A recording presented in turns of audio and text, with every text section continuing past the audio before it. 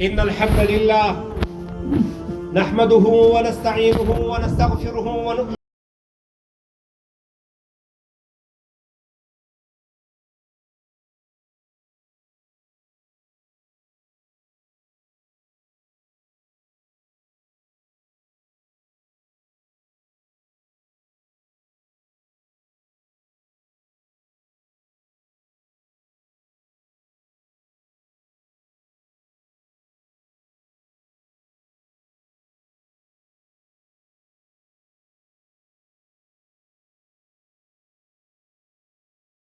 ما في الغار إذ يقول لصاحبه لا تحزن إن الله معنا.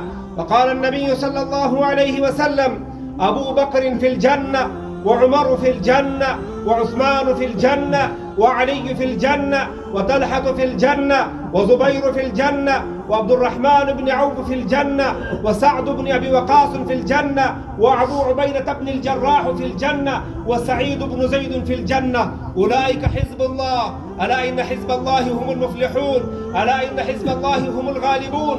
اللهم اهدنا فيمن هديت، وعافنا فيمن عافيت، وتولنا فيمن توليت، وبارك لنا فيما أعطيت، وقنا شر ما قضيت، إنك تقضي ولا يقضى عليك، إنه لا يضل من واليت ولا يعز من هاديت، تباركت ربنا وتعاليت. لك الحمد على ما قضيت، ولك الشكر على ما أعطيت. نستغفرك اللهم من جميع الذنوب والخطايا ونتوب إليك.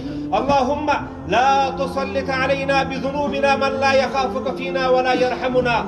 اللهم أعز الإسلام والمسلمين، وأذل الشرك والمشركين، ودمر أعداء الدين، واحب حوضة الإسلام، واجمع كلمة المسلمين على الحق يا رب العالمين. اللهم أبرم لهذه الأمة أمرا رشيدا يعظ فيه أهل الطاعة، ويضل فيه أهل المعصية، ويؤمر فيه بالمعروف، وينهى فيه عن المنكر، برحمتك يا أرحم الراحمين.